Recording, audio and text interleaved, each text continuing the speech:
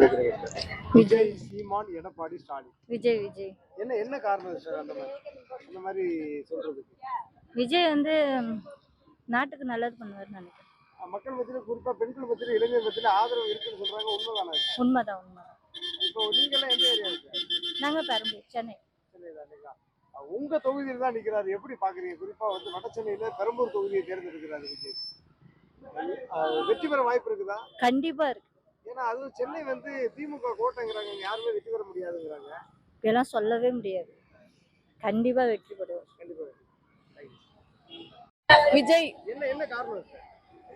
யாராச்சும் புதுசா வந்தா நல்லா இருக்கும். மக்கள் மத்தியில விஜய்க்கு ஆதரவு இருக்குங்களா? இருக்குதான். இல்ல குறிப்பா வந்து சில விஷயங்கள்லாம் சொல்லி பெண்கள் விஷயத்துல விஜய் மோசமா காட்ட பாக்குறாங்க. அதெல்லாம் அவங்க பர்சனல்ல வந்து நம்ம தலையிடக்கூடாது. அது அவங்கவுங்க விருப்பம். நீங்க எந்த ஊரு சார்? நான் இங்க அரக்கோணம். அரக்கோணம் தானேங்களா? உங்க ஃப்ரெண்ட்ஸ் யாரும் வந்து விஜய் ரசிகரா இருக்காங்களா? இவங்கெல்லாம் விஜய் ரசிகர். விஜய் ரசிகர். நான் அப்படி கேட்டேன். ஒரே நிமிஷம். இல்லங்க, யாருக்கு ஓட்டு போடுவீங்கன்னு மட்டும், யாரு வெற்றி பெற வாய்ப்பு இருக்கா? விஜய். எதுக்குக்கா விஜய் சொல்றீங்க? இல்ல ஏதாவது காரணம் இருக்குங்களா? இப்ப வேற ஒரு கட்சி இல்ல புதுசா வந்தா நல்லா இருக்கும் அப்படின்னு. உங்க ஊர்ல எல்லாம் விஜய் கட்சி இருக்குதா? அரக்கோணத்துல இருக்கு. மக்கள் மத்தியில ஆதரவு இருக்குது. விஜய் கண்டிப்பா முதல்வர் வருவார்ல, எதிர்கட்சி தலைவர் வருவாருக்கா? எதிர்கட்சி எதிர்கட்சியா? அந்த 2500 ரூபாய் கொடுத்ததுல நல்ல திட்டம் நினைக்கிறீங்களாக்கா? நல்லா திட்டம். ஒருத்தர் இல்லாதவங்களுக்கெல்லாம் நல்லா திட்டம் தான். அந்த வந்து தங்கத்துக்கு தாலி அந்த மாதிரி எல்லாம் கொடுத்தாரு, அதெல்லாம் சொந்த தங்கச்சியா பாக்குறேன்னு சொல்லுறது எப்படி பாக்குறீங்க? வெற்றி பெற வாய்ப்பு இருக்குது. ஆமாங்க சார். நன்றி. தமிழ்நாட்டுல தளபதி தான் முதல்வர். அவர் வந்தாதான் தமிழ்நாடு நல்லா இருக்கும். எப்படி பாக்குறீங்க? இந்த போட்டியில இன்னும் 3 பேர் இருக்காங்க. எடப்பாடி இருக்காரு, எப்படி பாக்குறீங்க? எடப்பாடி பத்தி பேச வேண்டியதே இல்லை. அவரு நடந்து போறவரு, படைஞ்சு போறவரு. நேரா வந்து மோடி கிட்ட போய் சரண்டர் ஆகிறவரு. சீமான் பத்தி பேச வேண்டியதே இல்லை. சீமான் ஒரே எதிரி கிடையாது. புரியுதா?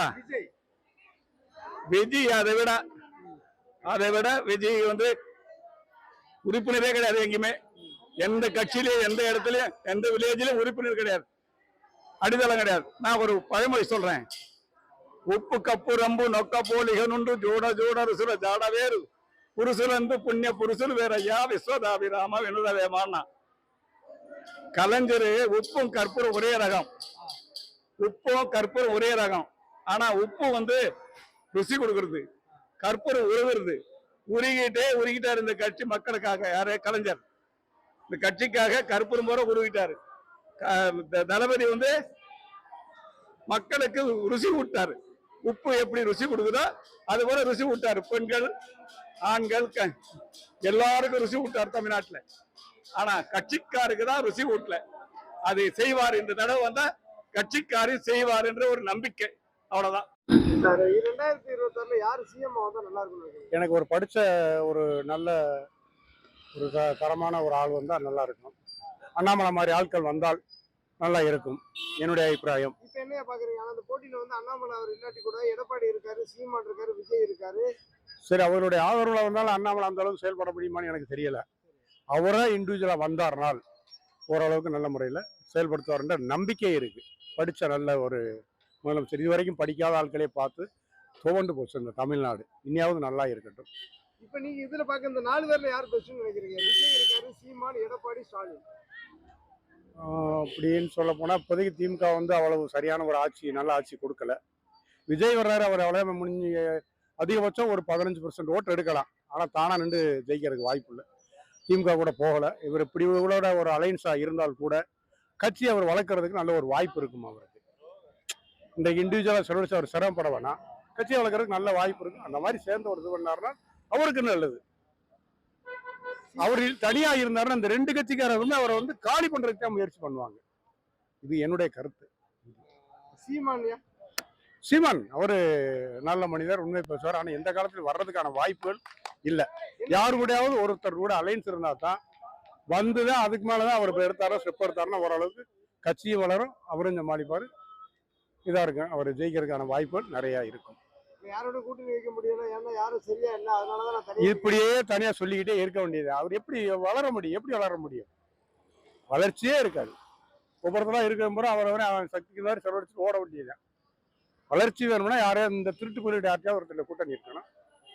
அதுல இருந்து வளர்ச்சி எடுத்து தான் அவர் இது பண்ணணும். அப்படின்னா தான் வர முடியும். அவள் தான் வர முடியும். மீண்டும் ஸ்டாலின் வர முடியுமாயா? வாய்ப்பு ரொம்ப கம்மி. விஜய் ஒரு போட்டியா இருப்பாரா? கண்டிப்பா இருப்பாரு. 15% அவர் தான் வெற்றி நிர்ணயிக்கிறவரே அவர் தான். இவங்களும் அவங்கள நிர்ணயிக்கிறவரே அவர் தான். யார் ஓட்டு அவர் எடுத்துட்டு போறாருன்னே தெரியாது. அவருக்கு நல்ல மாசம்.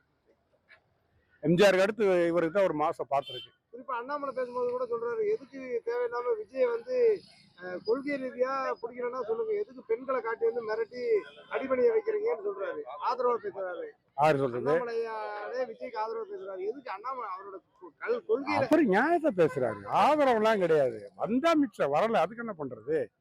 அவரை இதெல்லாம் சொல்லி அவருடைய இதை இது பண்ணாம இருந்தா சரி, இமேஜ் சரிக்க வராம இருந்தா சரி. யாரு சிஎம் வந்தா நல்லா இருக்கும்னு நீங்க நினைக்கிறீங்க? நல்ல விவசாயிகள் வந்தா நல்லா இருக்கும் நான் விஜய் நினைக்கிறேன். இருக்காரு, சீமான் இருக்காரு, எடப்பாடி இருக்காரு, ஸ்டாலின் இருக்காரு. இவங்களுக்கு யாருக்கு அதிகமான எல்லாருக்கும் ஒரு வாய்ப்பு கொடுத்து பார்ப்போம். இந்த டிவிக்கு டிவி கொடுக்க என்ன பிரச்சனை? ஏதாவது காரணம் இருக்குங்களா? எதுவும் காரணம் எல்லாம் கிடையாது. ஏதாவது சேஞ்ச் நடக்குமான்றது வேற ஒண்ணும். நீங்க எந்த ஒரு நானா இங்க தனிப்பள்ளி பக்கத்துல அரக்கணும். வந்து மக்கள் மத்தியில விஜய்க்கு ஆதரவு இருக்குன்னு நினைக்கிறீங்களா? அவ்வளவா தெரியல, ஆனா இருக்கு. ஆனா வந்து விஜயை முடக்க பாக்குறாங்களே, அதை பத்தி என்ன பிரச்சனை நினைக்கிறீங்க? புதுசா வர்ற வாய்ப்பு கொடுக்கணும்னு நீங்க நினைக்கிறீங்க, ஆனா முடக்க பாக்குறாங்களே. அது அவங்க தனிப்பட்ட கருத்து, அவங்களுடைய திறமையை பொறுத்து வரவங்க வரட்டும். இளைஞர் மத்தியில பெண்கள் மத்தியில விஜய்க்கு அதிகமான ஆதரவு இருக்கு, என்ன காரணம் இது? அது அந்த அளவுக்கு தெரியல பிரதர். ஆனா வெற்றி பெற வாய்ப்பு நினைக்கிறீங்களா? இருக்கு, ஓரளவுக்கு இருக்கு. 2026 யாரு சிஎம் வந்தா நல்லா இருக்கும்? 2026 சிஎம் வந்ததுன்னா பற்றி பார்த்தீங்கன்னா யாருன்னா புதுசாக வந்தவங்க நல்லா இருக்கும். ஆனால் இப்போ இருக்கிற சிஎம்ஏ இன்னும் கொஞ்சம் நிறைய மக்களுக்கு நல்லது செஞ்சால் இன்னும் சிறப்பாக இருக்கும். என்னன்னா அவருக்கு மக்களை வந்து நேரடியாக சந்திச்சுன்னே இருந்தாருன்னா அவர் தான் சிஎம்மாக கடைசி வரைக்கும் இருப்பார். நேரடி தொடர்பு இருக்கணும். எந்த ஆட்சியில் யார் சிஎம் வந்தாலும் மக்கள் தொடர்பு தான் இருக்கணும். மக்கள் கோரிக்கைக்கு ஏற்ற மாதிரி இருந்தாங்கன்னா அவங்கள யாருமே அசைக்கவே முடியாது. அவங்க தான் கடைசி சிஎம் இருக்க முடியும். மக்களா வந்து முதலமைச்சர்கள் கலந்துக்கிற மாட்டேங்க யாருமே. எப்படி பாக்குறீங்க? ஏன்னா தேர்தல் நேரங்கள் வந்தாங்க, நேரம் சந்திக்கிறாங்க. தேர்தல் முடிஞ்ச பிறகு எந்த முதலமைச்சர் கவுன்சிலர் கூட நம்ம பார்க்க முடியல. அதுதான் சொல்றேன். அது என்னன்னா அவங்க பார்க்கணும்னு நினைச்சா கூட இருக்கிறவங்களால முடியறதில்லை. அதுதான் உண்மை. என்னன்னா அதெல்லாம் அவங்க தவிர்த்துடணும். மக்கள் தான் மெயின். இப்ப பாருங்க, தேர்தல் யாரு தேவை மெயினா? மக்கள் இப்ப தேடி வராங்க. ஆனா ஜெயிச்சதுக்கு அப்புறமும் அவங்க மக்களை தேடி வரணும். அப்போதான் அவங்க கடைசி வரைக்கும் அவங்களால சிஎம் இருக்க முடியும். ஏன்னா மக்கள் அப்பதான் அவங்களுக்கு உணர்வாங்க, பரவாயில்ல நம்மளை தேடி வராங்க, நம்மளை பாக்குறாங்கன்னும் போது யாரையும் வந்து இப்ப புதுசா வரவங்க அவங்களுக்கு ஏத்துக்க முடியாது. இப்ப பாருங்க, இப்ப எம்ஜிஆர் இருந்தாரு. எம்ஜிஆர் பாத்தீங்களா, அவருக்கு எதிர்ப்பு யாருமே வர முடியாது. ஏன்னா எல்லாருமே ஒரு ஃப்ரெண்ட்லியா தான் இருந்தாங்க. இப்ப எல்லாரும் ஃப்ரெண்ட்லியா தான் இருக்காங்க.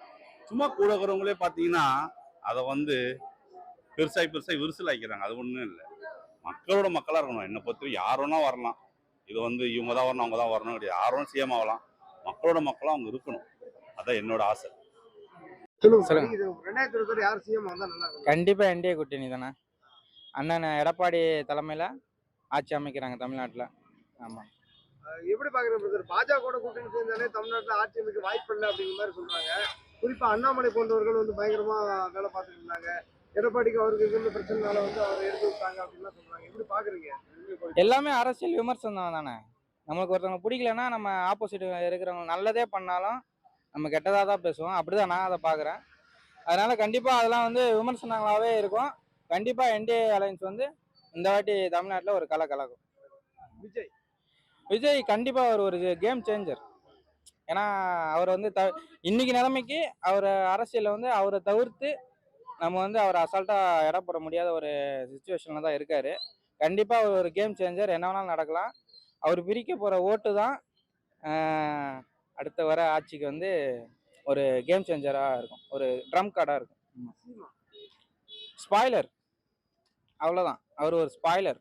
அவர் தனிச்சா நிற்கிற வரைக்கும் தான் அவரோட கட்சியும் அவரும் அப்படியே போயிட்டு இருக்க முடியும். அவர் என்னைக்கு கூட்டணி வைக்கிறாரோ அன்னையோட அவரோட கட்சியும் முடிஞ்சிடும். கூட்டணி வைக்க முடியலையே பிரதர். வைக்க மாட்டாருங்க. அவர் ஏன் கூட்டணி வைக்கணும்? அவரோட இதுவே ஸ்பாய்லர் தான். எலெக்ஷன் டைம்ல ஓட்டை பிரிச்சு ஸ்பாயில் பண்ணுவார், அவ்வளவுதான். அவரோட ஷார்ட்டா சொன்னா ஸ்பாயிலர் தான், அவ்வளவுதான். 2026ல யாரு வருவாங்க? என்டி அலைன்ஸ் தான் பயங்கரமான ஸ்ட்ராங்கா இருக்கு. கண்டிப்பா அதுக்கான முயற்சிகளை வந்து அவங்களும் பண்ணுவாங்க, நம்மளும் சப்போர்ட் பண்ணுவோம். ஜெயிக்க வைங்க என்டி அலைன்ஸ். மோடி தலைமையில தமிழ்நாட்டில் என்ன அண்ணன் எடப்பாடி தலைமையில இந்த ஆட்சி வந்து கண்டிப்பா நடக்கும். எந்த ஒரு brother? எங்களுக்கு தூத்துக்குடி. 2026ல வந்து என்டிஏ அலைன்ஸ் நல்லா இருக்கு. தலைமை மோடி அங்க இருக்கிறதுனால நம்மளுக்கு வந்து எடப்பாடி சிஎம்மா உட்காரது ரொம்ப நல்லா இருக்கும். என்டிஏ அலைன்ஸ் தான் வெற்றி பெறும், மாபெரும் வெற்றி கூட்டணி.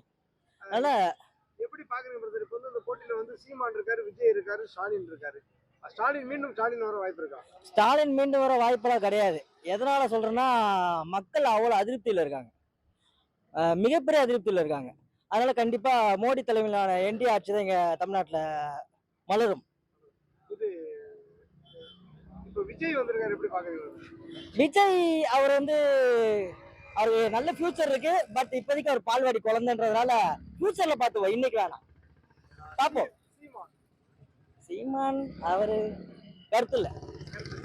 என்ன காரணம் brother? அவர் என்னைக்கு தனிச்சையாவே இருக்கிறாரோ அன்னைக்கு வரைக்கும் அவருக்கு முன்னேற்றம் இருக்கான்றதா என்னோட கருத்து. அடுத்து brother என்ன பண்றது? யார் வர வாய்ப்பு இருக்குங்க? என்டி அலைன்ஸ் தாங்க. இந்தியா என்ன காரணம் brother? என்ன நலத்திட்டம் என்ன இல்லை, எல்லாமே நல்லா தானே இருக்கு. மத்திய அரசுல இருந்து மாநில அரசு என்ன இருக்கு, செஞ்சவனுக்கு என்ன செஞ்சாங்க.